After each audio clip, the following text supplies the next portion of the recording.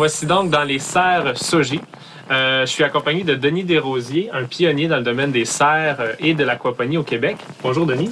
Bonjour, vous allez bien? Très bien, vous? Merci, oui. Excellent. Est-ce que vous pouvez nous dire un petit peu pourquoi votre modèle de serre peut être spécialement intéressant au Québec?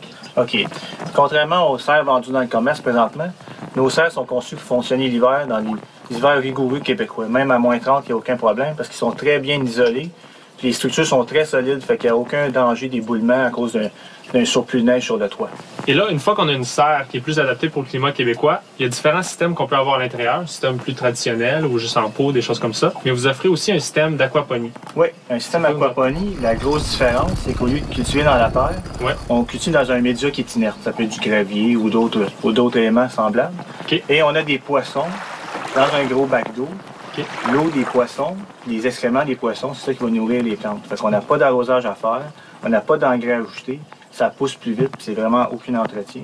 Puis en bonus, si on met des poissons comestibles, on peut manger les poissons quand ils sont gros. OK, fait qu'on a vraiment les avantages des deux côtés. Oui, c'est ça. Puis là, si on connaît rien à l'aquaponie présentement, est-ce que c'est quand même accessible? Est-ce que c'est accessible à la plus grande partie de la population ou c'est trop compliqué pour vraiment pouvoir l'utiliser? Non, c'est très accessible. C'est sûr que la théorie est très complexe, mais en pratique, la nature va se charger de tout. Alors, et juste au début, le temps que le système mature, il y a 6 mois environ, où ce qui est vraiment, le client a besoin d'un suivi. Là. Fait que nous, on donne un support, on donne une formation pour que le système soit balancé. Ensuite, la nature va fonctionner tout seul, il n'y a plus rien à faire. On s'en occupe plus vraiment. Là. On ramasse nos légumes, puis c'est tout. On profite de la vie. Un des points les plus intéressants, Denis, je pense, c'est on peut voir la serre comme un investissement plus qu'une dépense. Est-ce que tu peux nous expliquer un petit peu? Oui, effectivement, on a fait un calcul rapide.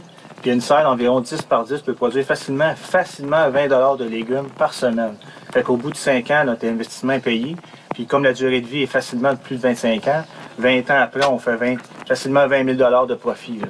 Donc non seulement on améliore notre santé en mangeant une meilleure qualité de nourriture, on réduit notre impact sur l'environnement radicalement, mais en plus, au niveau monétaire, on rentre dans notre argent et plus. Et plus parce qu'on utilise aussi moins d'essence pour aller au supermarché, puisque tout est à 2 pas de la maison. Oui, on peut juste marcher pour aller faire son épicerie derrière. C'est ça.